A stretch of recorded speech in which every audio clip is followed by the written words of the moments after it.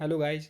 हम लोगों ने 20 क्वेश्चन ऑलरेडी डिस्कस कर लिया। आज फिर 20 क्वेश्चन को डिस्कशन करेंगे, साथ ही साथ एनालिसिस भी उसे करेंगे। ठीक है, तो आइए अगला क्वेश्चन देखते हैं। The concept use by Manuel Castells to refer process of consumption of common goods promoted by the city such as transport service and leisure amenities is called.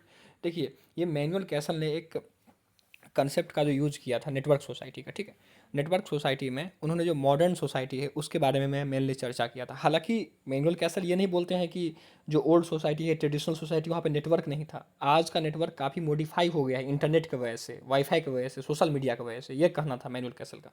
ठीक है, वो ये भी कहते हैं साथ ही साथ कि आज का जो युग है वो कलेक्टिव कंजम्पशन है। ठीक है, तो ये यहाँ पे बी आंसर हो जाएगा। कलेक्टिव कंजम्पशन कंजम्पशन के बारे में बात कर रहे हैं। तो इस तरीके से समझ के अगर आप पढ़िएगा तो दिक्कत नहीं होगी आपको। आंसर क्या हो जाएगा? आंसर आपका बी हो गया। ठीक है, तो टू हो गया आंसर, कलेक्टिव कंजम्पशन। आइए अगला क्वेश्चन देखते हैं क्या है इसमें। क्या है? Who among the following uses the phrase anti politics machine. Anti politics machine के बारे में फर्ग्यूसन ने बात किया था। ठीक है, जेम्स फर्ग्यूसन ने बात किया था। अब देखिए, एंटी पॉलिटिकल मशीन मेनली होता क्या है? इट क्रिटिसाइज, मेनली ये जो क्रिटिसाइज है ना, डेवलपमेंट एंड डेवलपमेंट एजेंसी को किया है। क्रिटिकल थ्योरी है ये क्रिटिकल थ्योरी है। ये डेवलपमेंट एजेंसी को क्रिटिसाइज किया है। जो डेवलपमेंट एजेंसी ये दावा करती है कि हम थर्ड वर्ल्ड में चेंज ला चुके हैं। थर्ड वर्ल्ड में यानी अंडर डेवलप कंट्री। ठीक है, जो अंडर डेवलप कंट्री है वहाँ पे चेंज का जो दावा किया जाता है डेवलपमेंट एजेंसीज के द्वारा। ठीक है, उसको ये क्रिटिसाइज करती है।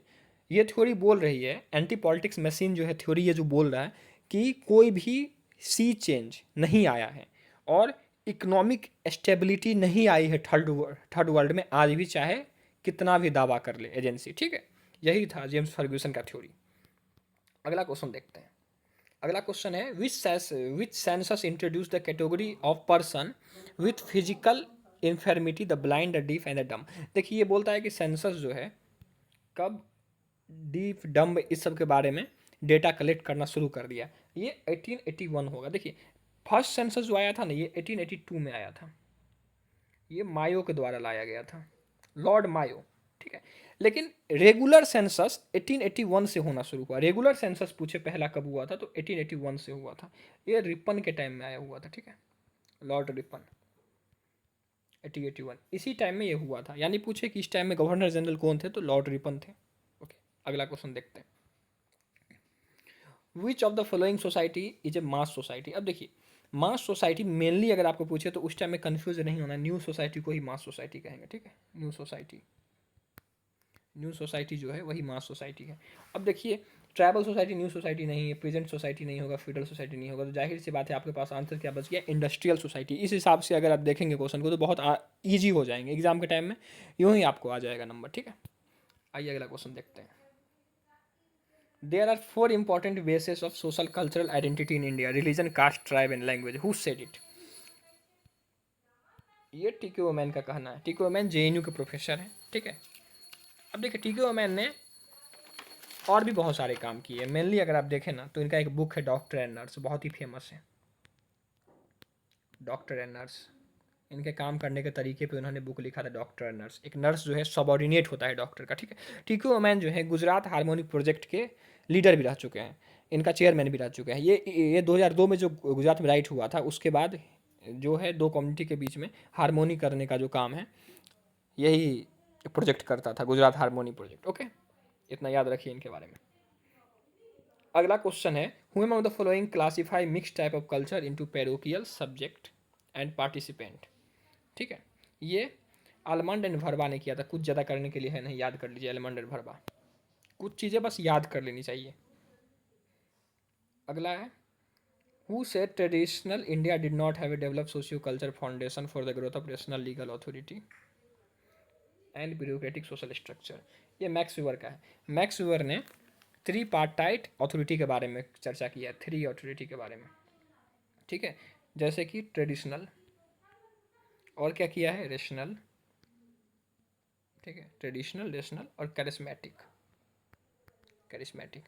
ये थ्री प्रकार का अथॉरिटी के बारे में बात किया। रेशनल लीगल में ही ब्यूरोक्रेसी आएगा। ठीक है, रेशनल लीगल अथॉरिटी को ही ब्यूरोक्रेसी अथॉरिटी कहते हैं। ठीक है, तो आंसर क्या हो जाएगा, मैक्स वेबर। आइए अगला क्वेश्चन देखते हैं। Who among the following is not the principal of which among the following is not the principal of deep ecology? ठीक है, देखिए डीप इकोलॉजी क्या है? It is an environmental philosophy that promote the inherent worth of all living being regarding of their instrumental utility to human need. बस इतना ही है। इसका मतलब ये होता है कि डीप इकोलॉजी मेनली बोलता है कि जितने भी आपके जीव जंतु हैं, सिर्फ ह्यूमन ही नहीं, जितने भी आपके लिविंग बीइंग हैं, ठीक है, वो ज़रूरी नहीं है कि ह्यूमन बीइंग के कितना काम आ रहा है, उसका ज़रूरत है इन्वायरमेंट को, ठीक है। अगर अच्छे ढंग से इन्वायरमेंट को चलना है तो सारे जीव जंतुओं की ज़रूरत है, सारे लिविंग बीइंग की ज़रूरत है। बस इतना ही है, ठीक है। तो अब ऑप्शन को पढ़िए, अगर ऑप्शन को अच्छे ढंग से पढ़ेंगे तो आंसर निकल जाएगा। Well being and flourishing of human and non human life on earth having value in themselves, ये तो होगा। Flourishing of human life and culture is a compatible with a sustainable with a substantial decrease of human population, ये भी होगा। Human have no right to reduce the richness and diversity of nature to satisfy their vital need, ये नहीं इस theory में आता है, ठीक है। Present human interference with the non human world is excessive and the situation is rapidly worsening, ये भी होगा। तो ये तीनों होगा, तो आंसर क्या हो गया आपका? आंसर हो गया 3, ठीक है। आइए अगला क्वेश्चन देखते हैं। Who among the following used the alliance approach to understand the pattern of kinship? Alliance approach का किसने यूज किया था किनशिप को पढ़ते समय? तो लुई डोमो ने किया था, ठीक है। अब देखिए लुई डोमो का एक बड़ी अच्छा कंसेप्ट है होमो हायरार्कस, ठीक है। ये मेनली क्या बोलते हैं, conflict between pure and impure. India में क्या है, इम्प्योर और प्योर के बीच कन्फ्लिक्ट है, इम्प्योर एंड प्योर के बीच में कन्फ्लिक्ट है, तो मेनली यही बात बोलते थे, ठीक है। और ये भी बोलते थे कि हिंदुइज्म में caste is a basic institution. Louis Dumont का कहना था कि हिंदुइज्म में जो है कास्ट एक बेसिक इंस्टीट्यूशन है, ठीक है, कास्ट एक बेसिक इंस्टीट्यूशन है। इनका क्रिटिसिज्म जो है आप देखिएगा ये कह के होता है कि ये बोलते थे कि कास्ट जो है स्टैग्नेंट है, लेकिन मेनली में कास्ट एक चेंजिंग थिंग है। संस्कृताइजेशन में इसे प्रूव किया जा चुका है, ठीक है।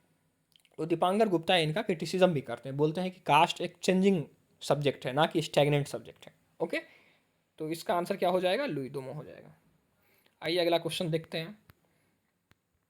Who among the following associated with the study of family in Mahua, A town in Saurashtra. अब देखिए सौराष्ट्र है कहाँ पे, ठीक है, सौराष्ट्र गुजरात में है। सौराष्ट्र की एक रणजी टीम भी है जो गुजरात की है, ठीक है, रणजी टीम भी है सौराष्ट्र की, okay.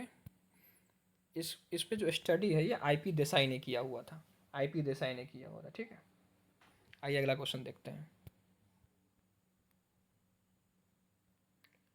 Which among the following who among the following is author of essay Why Marriage Matters? ठीक है, इसका जो आंसर होगा वो, इसका आंसर वाई मैरिज मैटर का आंसर मैं इस आंसर को लेकर मैं इसमें श्योर नहीं हूँ। वाई मैरिज मैटर ये इसका रेफरेंस किसी बुक से है नहीं, शायद न्यू क्वेश्चन बनाया है, ठीक है। आप लोग कमेंट कर दीजिएगा खोज के इसका आंसर क्या होगा, मैं इसको लेकर श्योर हूँ नहीं, इसके आंसर को लेकर, ठीक है। होता है कुछ क्वेश्चन नहीं आते हैं आपको। आइए अगला देखते हैं। Which among the who among the following have drawn attention to the dark side of family life? देखिए फैमिली का डार्क साइड क्या है, फैमिली का पॉजिटिव जो साइड है वो फंक्शनलिस्ट ने दिखाया, ठीक है। अब देखिए इसमें फंक्शनलिस्ट और स्ट्रक्चरलिस्ट जो है ये तो नहीं होगा, ये दोनों तो नहीं होगा, या तो लिबरल बचा या फेमिनिस्ट बचा। फैमिली का डार्क साइड कौन बता रहा है, क्या बोला गया डार्क साइड में, मेनली क्या बोला गया कि वुमेन पे सारा बर्डन आ जाता है फैमिली में, ठीक है, उसे प्राइवेट प्रॉपर्टी समझा जाता है फैमिली में। तो सबसे करीब जो आंसर लग रहा है फेमिनिस्ट ही होगा, तो आंसर इसका फेमिनिस्ट होगा, ठीक है। आइए अगला देखते हैं। Who among the following said that family was the outcome of male possessiveness and jealousy, ठीक है, and growth in property and the sense of property? अब देखिए इसको जो है वेस्टर मार्क ने कहा था, बस रट लीजिए ये। Who among the following coined the term intersectionality? ठीक है, ये सब जो क्वेश्चन होते हैं ना बहुत ही हार्ड होते हैं, ठीक है, आप डायरेक्टली इसको नहीं बना पाएंगे, ये गूगल में सर्च करना होता है इस क्वेश्चन को। हालांकि इसका आंसर जो है मैं पढ़ते रहता हूँ न्यूज़, तो मुझे आ रहा था क्रेनशॉ होगा, ठीक है। देखिए इंटरसेक्शनलिटी होता क्या है, ये यही बोलता है कि एक व्यक्ति जो है जो डिफरेंट डायमेंशन से जुड़ा हुआ है, वो व्यक्ति ज़्यादा जो है अनुभवी होगा, ज़्यादा क्रिटिकल होगा, ठीक है, किसके बजाय जो कि होमोजीनियस थिंग से जुड़ा हुआ है। यानी जिसमें केवल एक ही नॉलेज है, एक ही सोसाइटी को देखा है, उसके बजाय जो डाइवर्स सोसाइटी में रहा हुआ है ना, उसको जो है ज़्यादा नॉलेज होगा, उसके पास ज़्यादा क्रिटिकल थिंकिंग होगा, ठीक है। यही इंटरसेक्शनलिटी थ्योरी में कहा गया है। और ये जो है मेनली आप देखेंगे कि ब्लैक फेमिनिज्म जो आया था ना, ठीक है, ब्लैक फेमिनिस्ट जो हुआ था उसी टाइम में ये थ्योरी आया हुआ था, ठीक है। ब्लैक फेमिनिस्ट मूवमेंट हुआ था उसी टाइम में आया हुआ था। आइए अगला क्वेश्चन देखते हैं। A worker who possesses a diversity of skill और qualification and is therefore able to move easily from job to job. देखिए एक होता है गिग इकोनॉमी, उसी को डिफाइन कर रहा है गिग इकोनॉमी। इसको आप लोग सर्च करिए गिग इकोनॉमी होता क्या है। ये जो आते हैं ना फ्लिपकार्ट वाले, अमेजन वाले, वही गिग इकोनॉमी के पार्ट होते हैं, ठीक है। तो इस तरीके से देखिएगा तो पोर्टफोलियो वर्कर, इंडस्ट्रियल वर्कर तो होगा नहीं, पार्टिसिपेटरी वर्कर होगा नहीं, ऑर्गेनाइजेशनल वर्कर तो होगा ही नहीं, ठीक है।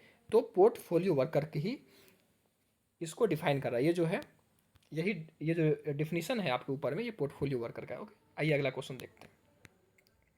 The institution of education as a system of formal bureaucratic structure design not to, देखिए नया जो एजुकेशनल सिस्टम है एक ब्यूरोक्रेटिक स्ट्रक्चर में इसको डिफाइन किया गया है।